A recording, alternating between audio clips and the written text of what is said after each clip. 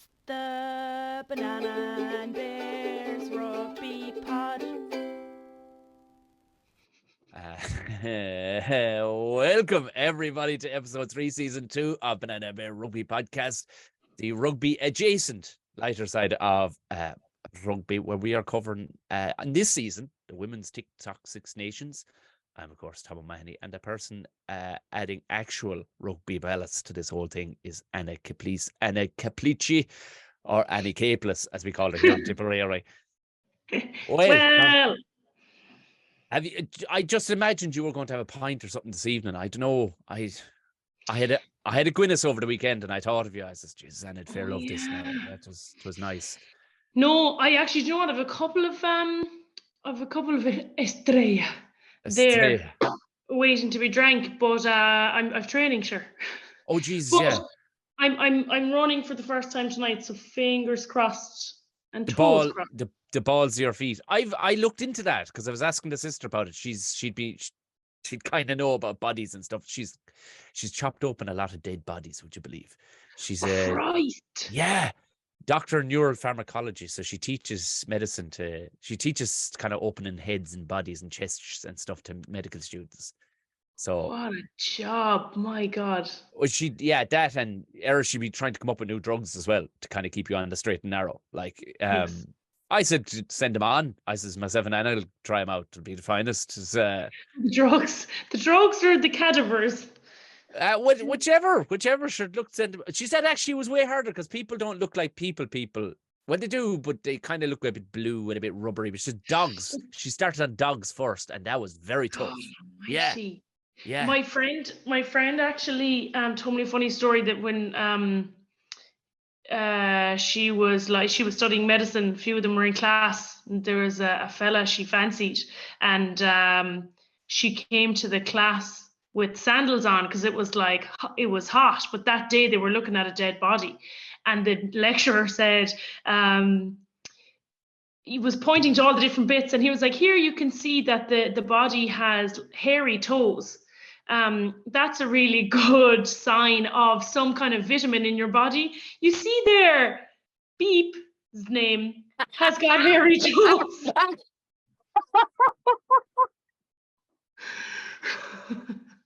I never forgot it. She's sure that's amazing. Talk about, cutting her off at the knees, like just, she's standing there trying to hide her hobbit feet from your man, like, beautiful. Hey, you never know, your man could be into that. I think my toes are getting hairier with age. I don't know what it is. From the hair I'm losing off my head, I seem to my face is turning into the wolf boy.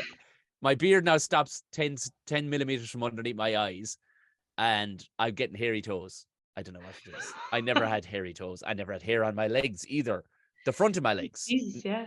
Never had hair on the front of my thighs or my calves. But now in my old age, I seem to be kind of growing some. I don't know. Yeah. You wouldn't either because of having rugby legs, because they rub off the inside of the trousers. And that's what the explanation for that was. But hairy toes. Yeah.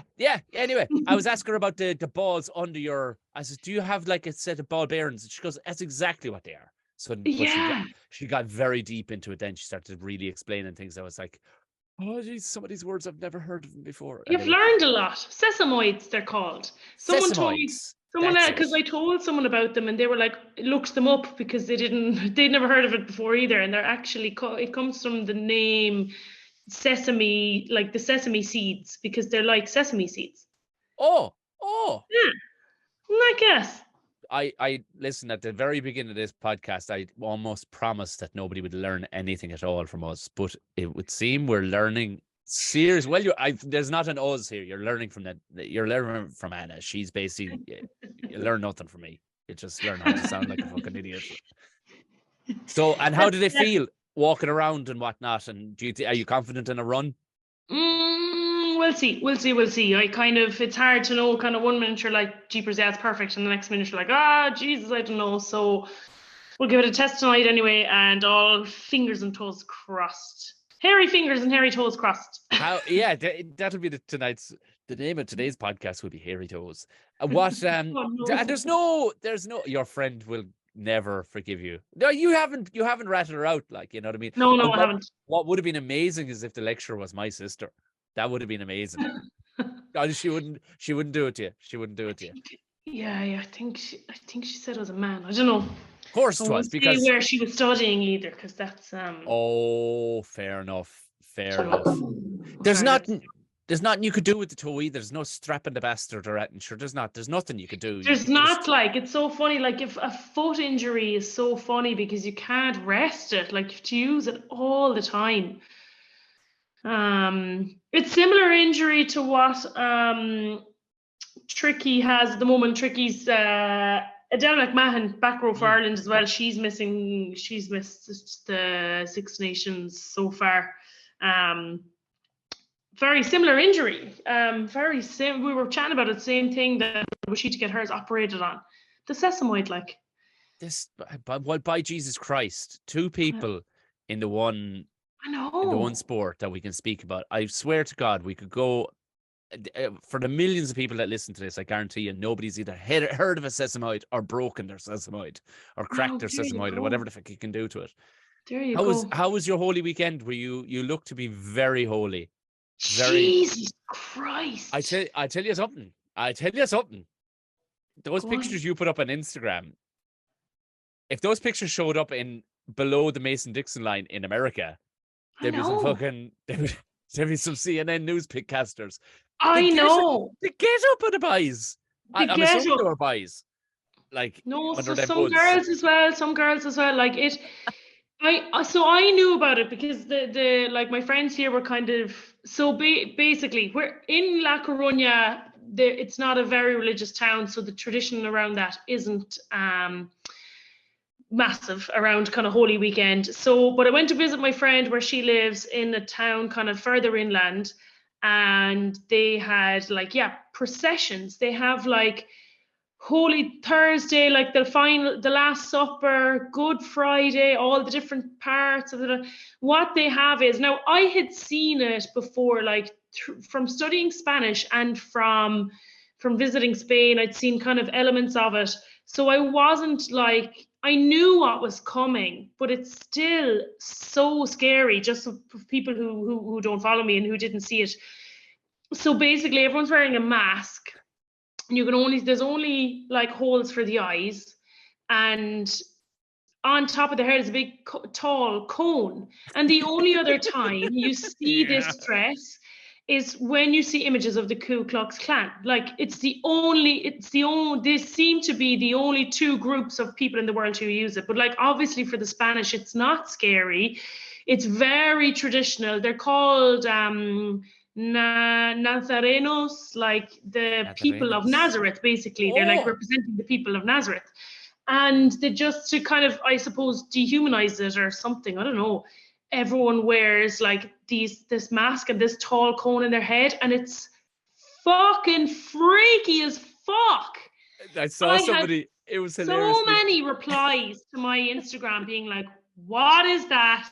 What is going on? And they carry big, massive fucking statues of Jesus and the Last Supper and the Virgin.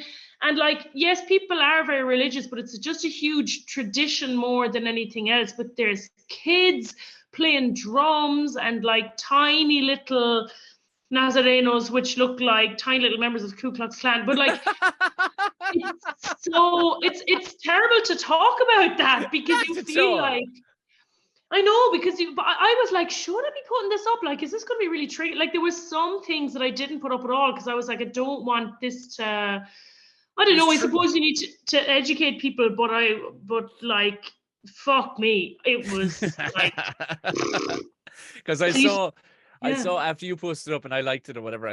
Just like all these things on Instagram and stuff like that, they show you then funny, things relative. Your phone would go, well, I'll show you stuff relative, and other people were at other ones in Spain, and there was a black family from America visiting Spain, and your man put up, our black asses weren't ready for Spain's version of Easter, and the family are all out in this balcony just looking at each other going, what the fuck is this? And it's some other part of Spain, and the entire street is just lined, and they're not actually carrying anything, which nearly makes it more menacing. They're all just they're in perfect lines down along, just wearing these huge hoods, black. Now there was no white ones, but there was purple, red, like Grand Dragon, like the Grand Dragon of the KKK looked like, and they were just laughing because they were like, obviously this is traditional, but boy, Jesus, on their behalf, like it was like fucking hell. I know, it's nuts. And in Malaga is where they celebrate, where they have the biggest processions apparently, and they have 500 people carrying one statue of Mary. Condom Mary. And it caught fire. It caught fire, like because they put real candles up on it, and they caught the veil caught fire. And I thought, who the fuck is smoking while carrying that joke? Yeah, fucking hell. I don't know. So someone was telling us it's like 1,200 kilos. One of the statues that we were looking at, and like 80 people carrying it or something like that. Could that be right? Maybe I fucked up those numbers. 1.2 tons. That's like a saloon car. That's a saloon car. 80 people. Jesus, there's still a fair bit of horsing in that. You'd all want your shoulder under it. You'd all want to be about the same height. And some of them do it barefoot. Of course. And come here. This was one of the craziest parts of it. So, like, on the cross, like Jesus forgave the fella next to him who was a robber or something like that. Yes. They release someone from prison in front of everyone. He's also wearing a mask, so no one knows who it is. But that's part of the procession as well, that the town like forgives him. And he's obviously like served his sentence, and like my friend was like, oh, he just robbed something. It's like, okay, that's fine. I suppose it's definitely less severe. But I'd say like if they don't have a robber in prison, they're like, geez, we'll have to throw a robber into prison now so we can release him in front of everyone on Easter, whatever, Friday. Yeah, it was Good Friday. Nuts. That is, because there's another place, isn't there places in South America that actually do the crucifixion? Like, and there's a lad delighted. He's like, great, I've been selected for it this year. And they drive 6-inch big fucking like cast iron nails through this fella's hands. And he's like, class, give it into me. Now I'm guessing they have him loaded with morphine. Probably smoked a lot of weed that morning and doing coke and everything.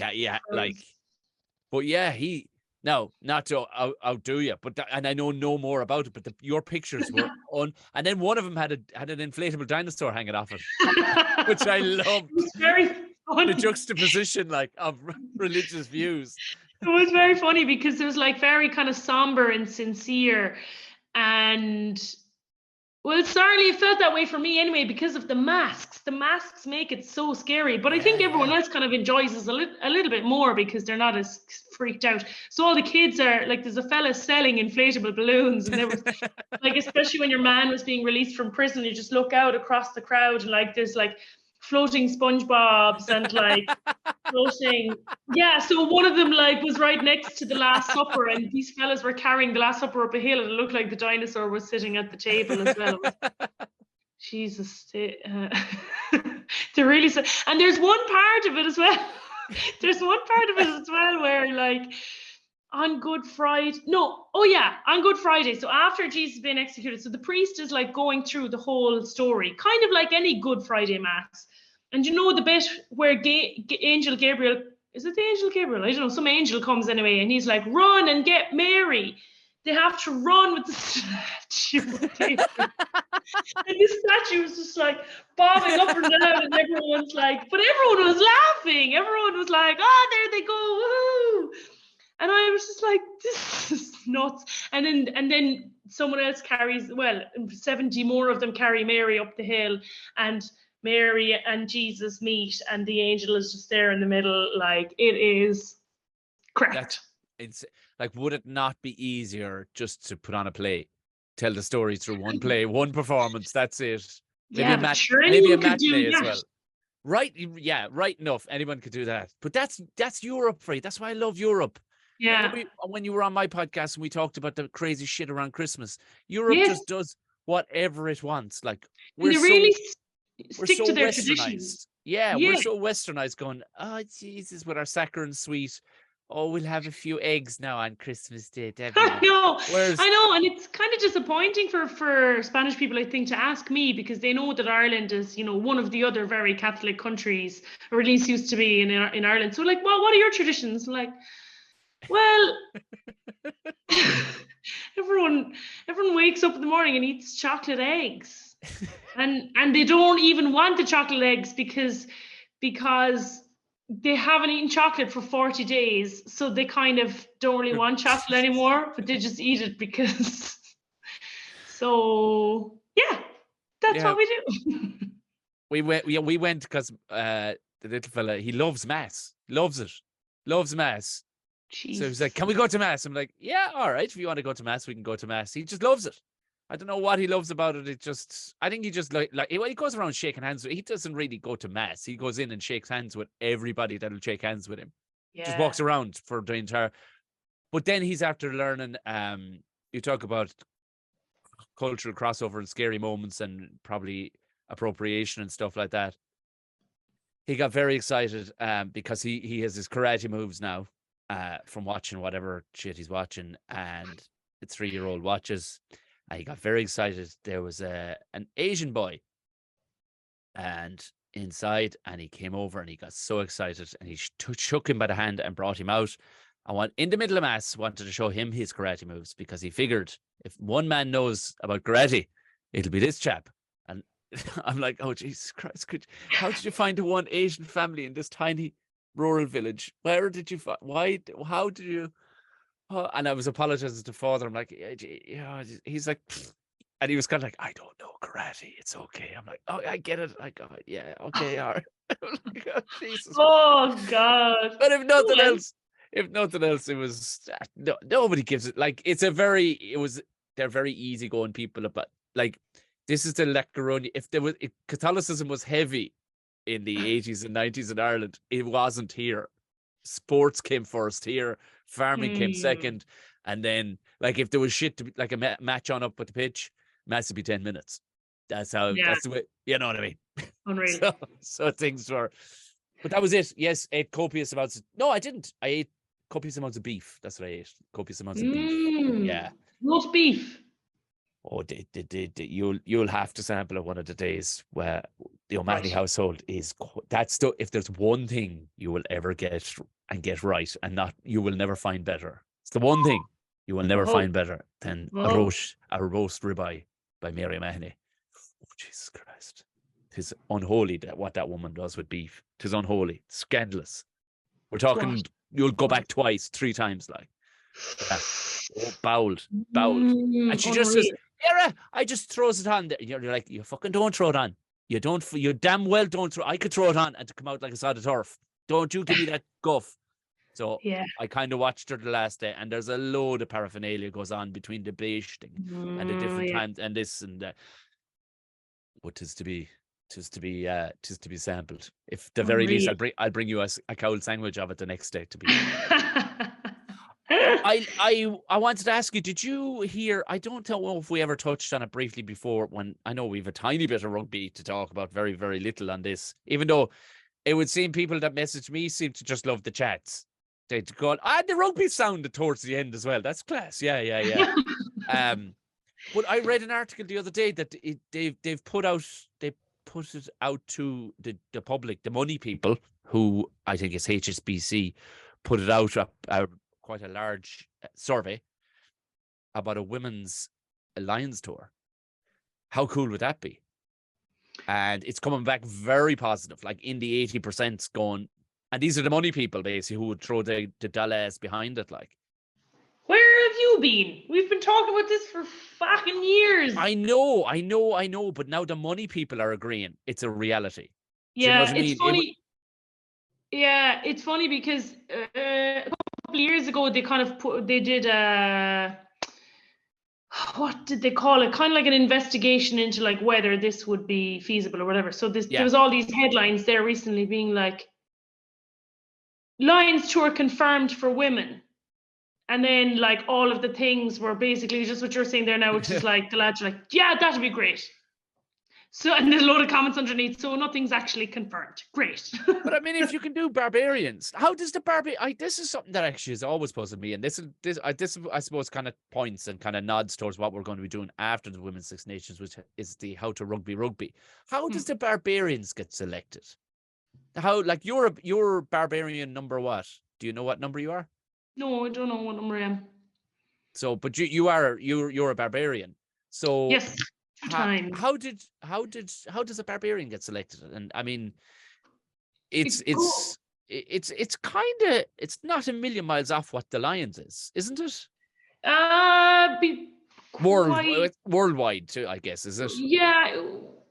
Yeah, but barbarians is more kind of personal recommendations. Like, this person, if someone has played before, they'll like chat to the management, like, this person would really fit in, and this person would bring a lot, and this person would,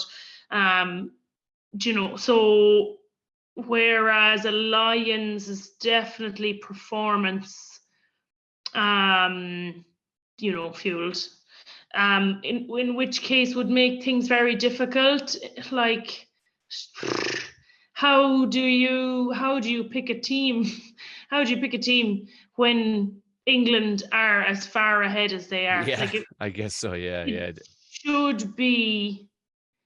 It would be mostly English players. Do you know, and if you were kind of, if you'd like to like change it up and like bring in other nationalities, to balance it out, who do you leave out and who gets left out? I don't know. It's not as easy. It's not as clean cut as the men's. It can't be because of where the women's game is at. So, it's almost like the Leinster of the Leinster of the provinces when it comes to the Four Nations. Everyone's mad. Everyone's mad at Leinster, aren't they? How could you get mad? Your mother, like, at this stage, it's getting so ridiculous. Like, you're going, oh my god. Even the like lads are just so strong as well. I don't know. Did you watch the match the other night? I think it was Scott Penny or somebody burst out the side of a ruck, and the poor old scrum half tried to tackle him. So it's actually a gift now. It's Jesus. It's like watching somebody it's like watching a child getting abused by an adult in a way. It's just, it's horrible. This poor old devil goes to make a go at him, and it's just, he stiff arms him into the chest, and it doesn't even, he doesn't impact him in any way, but you're like, oh my god. I know. God. I miss being here. Like, there's no easy way to sit down and watch European rugby. I miss Champions Cup now, I must say. It's all right, so did Munster. Oh yeah, I know. Jeez, I know. Sure, we spoke about that last week. But anyway, it'll be La Rochelle Leinster final will be unreal. Yeah, it would be. It'd be very interesting to see. But then, I mean, Jesus Christ, Toulouse, you know what I mean? Like, that Antoine Dupont, just stop now. Cop on. He's just operating in a different dimension to everybody else. Like, everything seems to work for him. He's the strongest little bastard going. He can kick amazing off both feet. 5 try assists the other day. Like, just, I know. Scandalous. You want to relax. Relax, young fella.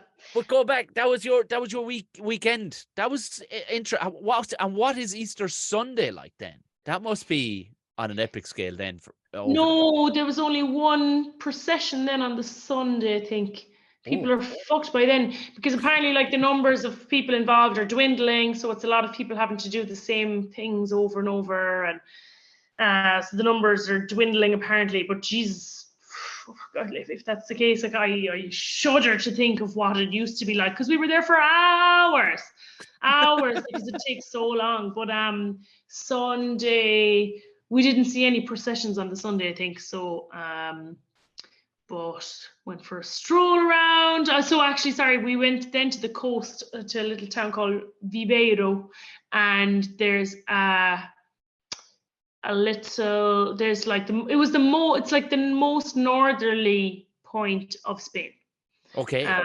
So that's where I was. So very relaxed. The sun was out. Got a bit of a tan.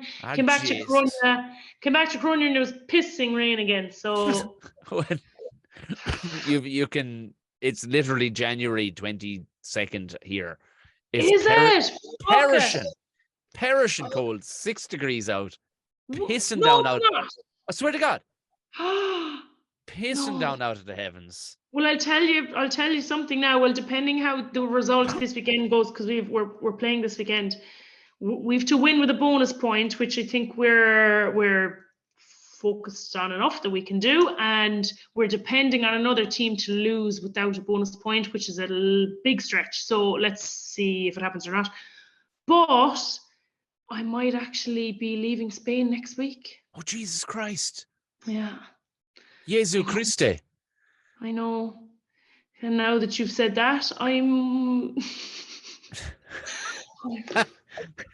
Oh, lads. Yeah. Yeah, but look, let's put it out there to the universe that you will get your bonus point and you will get a favor of the other team. What are the name of who are you playing? We're playing a team called A-Bar. They're from Basque country, Spain. Okay. So very passionate team. And it's actually a shame that I didn't. Folk. Yeah, I missed the away trip up there because apparently it's like Basque country is like pure like hardcore like nationalism and like flags everywhere. Yeah. So that would have been interesting, but I missed that. But then if San Cugat are playing Cisneros and Cisneros. What are the Cisneros? Cisneros, they're from Madrid. Please tell me that's like the slithery snakes or something. Or does it translate at all, like the crocodillos? I actually don't know if it translates. That's interesting. I'll have to look into that. But we'll see. We'll see how it goes. Jesus, you might be back to Murphy's and roast beef before you know it. I know. It came around very quickly. I was actually kind of doing a little bit of packing today. It was like, geez, I can't believe it kind of came around very quickly. But I have a few exciting projects in the pipeline, so it's not all bad news. Oh well, you can when they are coming to fruition, sure, you can reveal them on the podcast. I'm booking in. I've 3 dates of my new show booked in for later in the year that I'm writing at the minute. Unreal. It's I test stuff out on my wife, and she's always pushing me to push it darker. Push it darker. Yeah. You'd think she'd go the other way. I'm like, but and you have to, not that you have to tread carefully, but you have to be sympathetic to the audience's initial uptake. So things need to be certain places. You can't put them at the top of the hour. Do you know, that kind of way? Right. Anyway, cone hats. Let's talk, you're not going straight in there. Like, you know what I mean? Yeah. But it's not that it's dark, but it's skirts with a tongue on a cheek around the edge, purely to scrape the humor off the edge of the volcano, if you know what I mean. Like, but it's it'll be my most interesting hour yet to see how it goes down. I must send you on, because it's hidden on my it's on the behind the paywall, but I must send you on, so just when you have free time you can sit down and watch last year's show. I recorded it at the Roisin Dove in Galway. Last year's show was called Clattered. I've seen clips of it, I'd say. Yeah, you would have possibly seen clips of it, all right, but it's the full hour show is there, and it's like there's nothing too like it's. This one now will be pushing it out, so I'm just kind of going. I'm testing the water on a couple of clubs, and the stuff seems to be going, because they get that I'm silly. They're not going, oh, this guy's it's a fucking TED talk, is it? Is it a TED talk? Which is the beauty of real life, and this is kind of leading into we haven't ever had this segment of this because we haven't had one, but it's the beauty of real life people and not behind the keyboard absolute wankers. Because real life people who go out to live things are sound out. They're sound out. 99.999% are sound out, and they're like, this is gas. Do you know what I mean? But you get your amazing name for wankers and pains in the holes, and a dose is toenails. I love it. First and foremost, I need to know where you came up with the word. Is that yours, toenail, just for an absolute dose? Yeah. Do you know what? it came about when do you remember when Canterbury made a big fat error and they used models for the women's jersey photo the shoot? bankers, rather than actually using players. It was very stupid by them, like they had planned to use female players and they just didn't think it through that they should have released everything at the same time and that people would be like, where the fuck are the women? They were like, no, we're going to, and they were like, no, it's too late. You've already used models. Like, stupid error by them. Someone wrote underneath it saying, obviously they're going to use models because like rugby players aren't in good shape and like this, like models will like sell their brand more, blah, blah. Some fucking dickhead, pure mansplaining, trying to mansplain like that this was why that they had, and I remember where I was. I remember I was sitting in the living room in the house I was living in London, and I was like reading it out to my housemates. Listen to this shit, and I like read it out, and I was like, I just have to repost it, and I just thought like, ha ha ha ha ha ha ha ha. Good one, you fucking, and I was like, I need a word. I was like, I need a word to use. What could this, and I'm going through all the, normal curse words. I'm like, none of these are good enough. None of these will do. And it's like, you fucking toenail. Because there's nothing attractive or nobody wants a toenail. Like your friend's hairy toes. They weren't even happy alongside her hairy toes. It's just like, would you take an opinion from a toenail? No, you wouldn't. No, you would. Even a fingernail, you'd go, maybe I'll hear him out. But a toenail, at least a fingernail has seen stuff.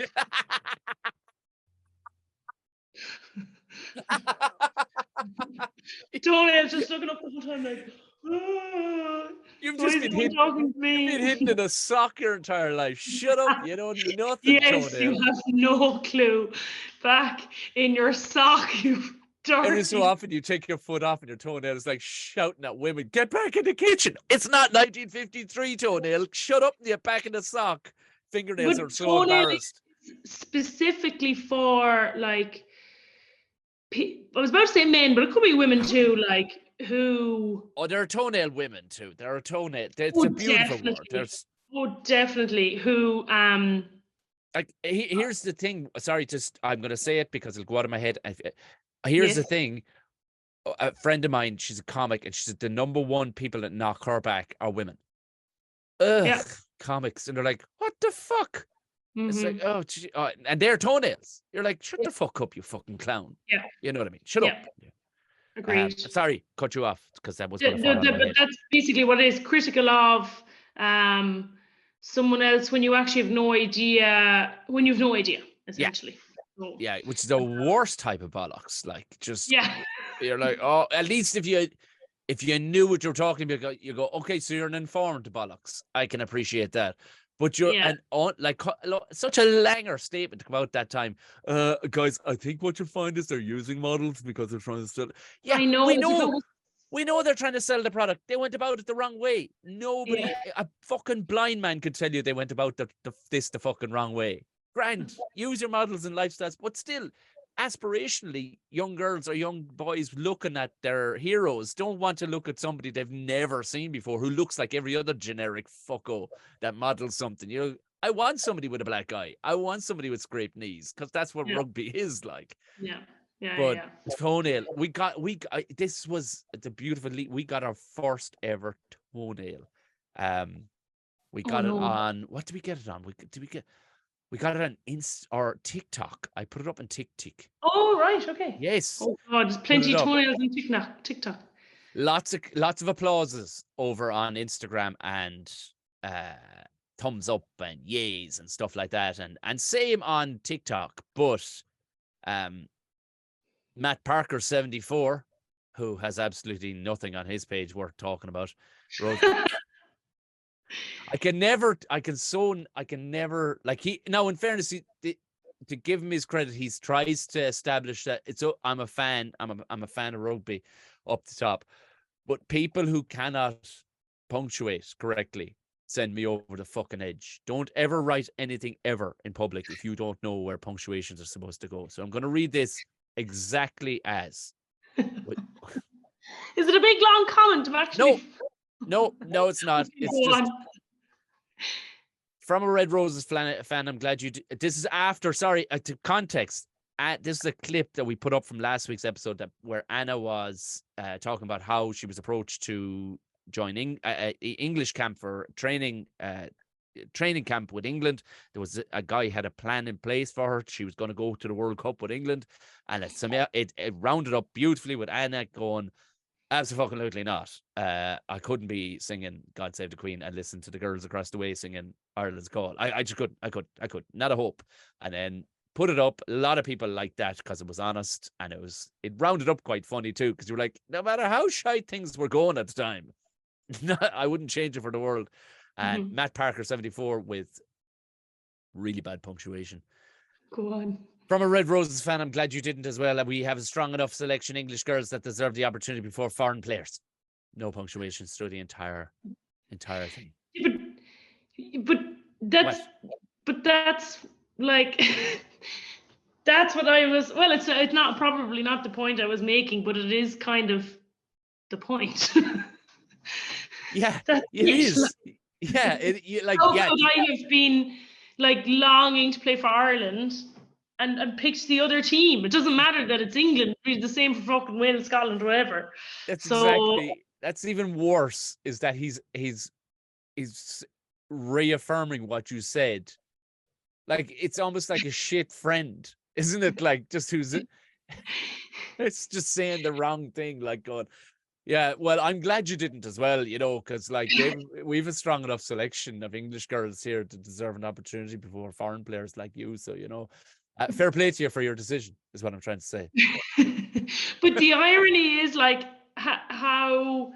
I mean, the irony is, like, you don't know where, like, as a full-time professional player, like, they're that good because of their full-time program. Yes, they're good players. I've been playing in the Prem for years. I know all these girls, but they're full-time professional athletes now. Like, that's the irony of it. Like, that's, him saying like, oh, well, those players are better than you. Yeah, of course they're fucking better than me. They're full-time professional athletes. But it added to the fact that you're like, the punctuation. That should be dick of the day. I have fucking, like, I had so many dicks of the days and clatter of the weeks in the other weeks that I never added to the podcast. I know. Oh, that only dawned on me after a while. I was like, oh, we haven't been doing our segments at all. Okay, so wait, do you know what though? We've 3 more rounds of the Women's Six Nations. We'll talk about it now quickly. So I have to go off and do me rough. Jesus, yeah.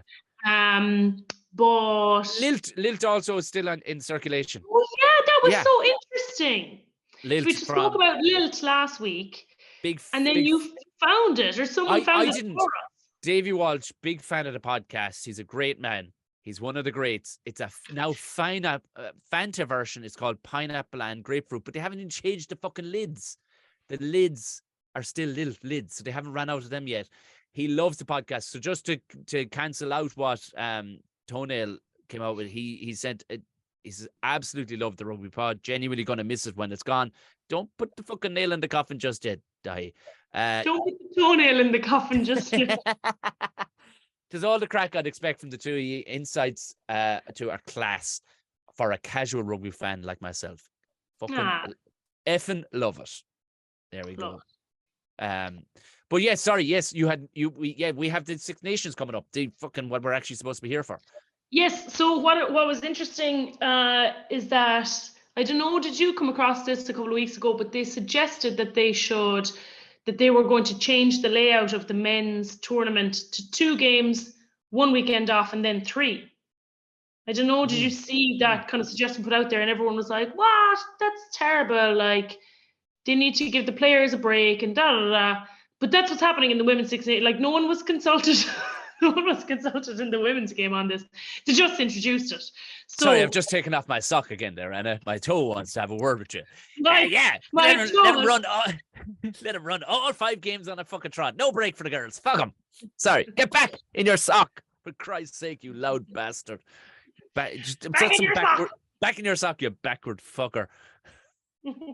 So they're running 2 and then 3 on the trot. So the girls are going to be absolutely hanging come game 3 in this second block. 3 on the trot. At least like Ireland have France out the way. Some teams will have England and France in the next couple of weeks. So first game this weekend is Wales and England. It's kicking off at 2:15 GMT time, which is 3:15 for me, which you need to remember. But it is a record-breaking crowd for a Wales women's game. It's sold out. And like the girls were chatting in the media this week about like they can fully see how they would be able to sell out the Principality Stadium in the next couple of years. I was like, fucking yes. Holy She was shit. saying like this, the interest has skyrocketed. That's the good thing that comes when your men's team is absolutely shite as well. You can like capitalize on their misery. And like everyone's out supporting the Welsh women. But they and are like exciting to watch though, the Welsh women. Like they are, you know what I mean? Like they do whip it around a bit and with great players. With success. And but there what we talked about, Eddie Hearn talked about, you need to have some fucking big name characters in the game. Like, and they have that girl, I can never say her surname and I can't say her cousin's surname either. But like who wouldn't like that? Like Simon Zebo back in his day, he'd put on a show. People would, that puts arses in seats. That's the reality. It's the old rule of wrestling. Like, get somebody who's bigger than life. Do you know what I mean? Get him in there. I totally agree. But Wales have some really, like Ciara Bevan, like their scrum half is such a dynamic, exciting player as well. And they have a few others in there that are like just, really great girls and great players to watch. So I'm not surprised that they've got like, they've got such support. What's the population of Wales as a country? It can't be more than 4 million. It can't be. It's only a fart of a place, like. So it's small as well. Like there'll be girls like from so many towns and like provinces, representing there. So like, now the only other interesting thing is that all of those Welsh players at the moment play in the English Premiership. So they need to do something about that because they can't continue to rely on that, I suppose. Did you find it there? The population it's telling me literally it's longitude and latitude and everything. What the fuck? Why? Just over 3 million, 3.1 million. Jesus, yeah. As of last year, like, so 3.1 million. It's only a fart of a place. So fit them all into the Principality. Like, that is some going for a small country, like, to get it over the line. I mean, positivity breeds positivity, and they are hungry for rugby in that country. Like, they've nothing else competing with it, really, like competition wise. You know what I mean? They're like the Kilkenny and hurling. Like, there's fuck all else in Wales. Keep an eye on that game this weekend. Like, I don't think Wales will win, but I think they'll put up a good fight as England have seen so far in this tournament. Anyway, Italy and Ireland at 4:45. In Italy? Yes. In Parma, which is where the girls lost the qualifier. The ghost. The ghosts like, which is returning to the scene of the crime.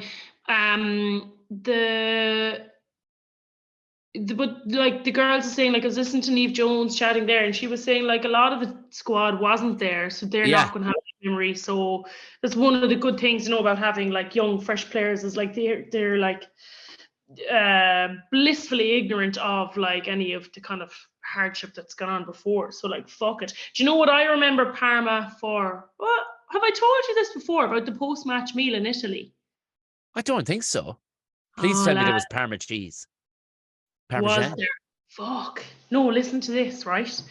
It was in Parma. Can't remember the year. We actually lost that year as well. So Parma, we need some new good memories there. But after the match, it was like Italy's first win in ages, and they were really happy. And we kind of were just like, look, you've got to enjoy these moments like after the game, because we were devastated. But like, you have to enjoy it, or else like, what's what's the point?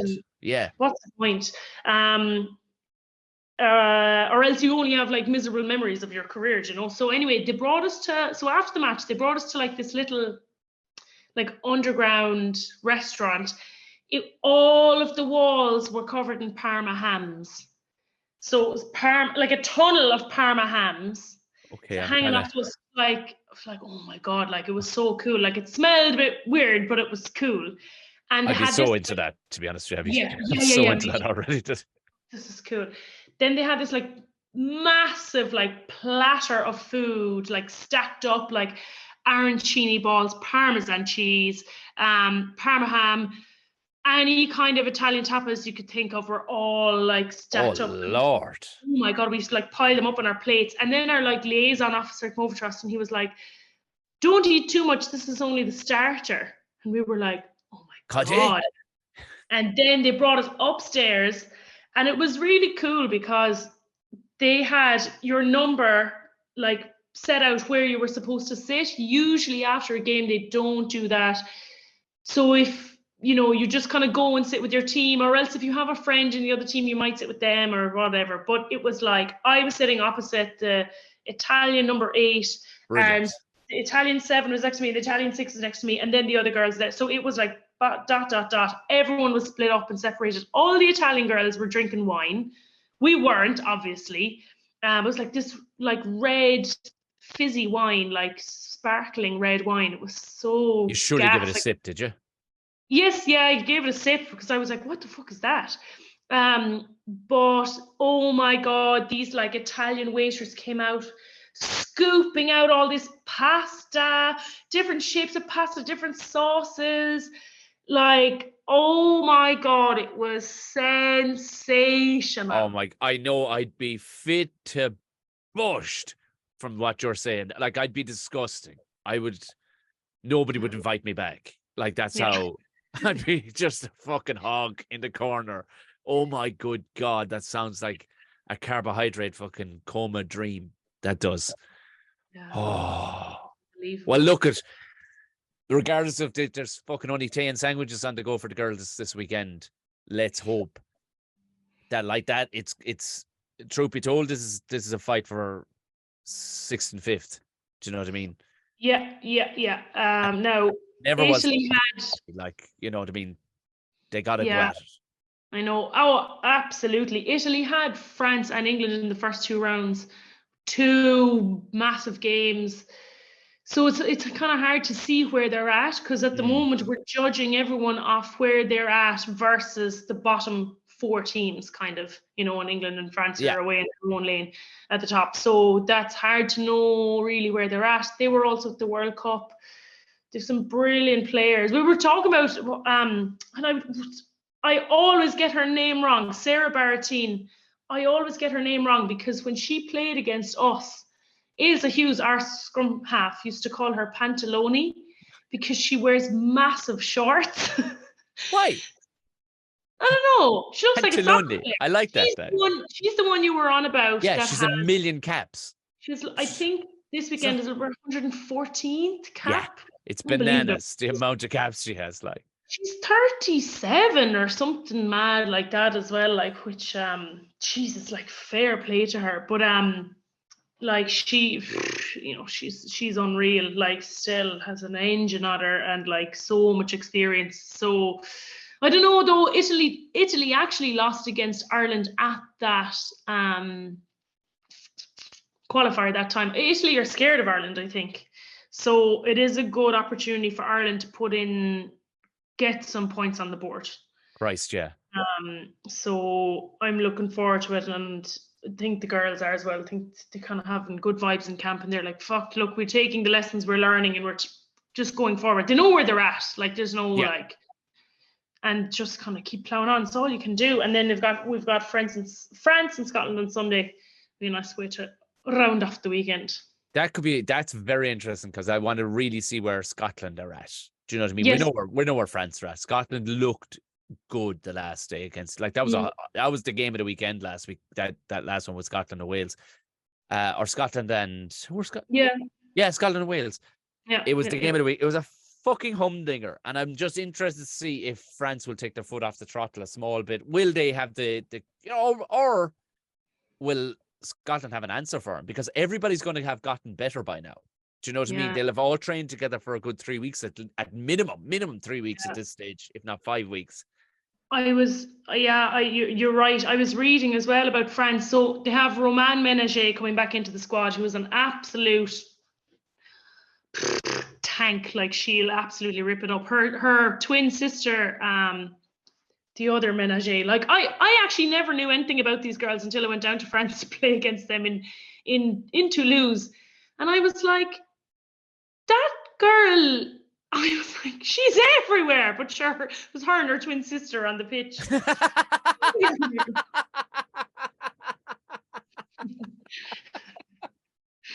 I hope you kept that to yourself until you discovered. No, a few people do, because at the time there wasn't as much like social media and stuff, so we didn't know, and they were only coming onto the scene at that time.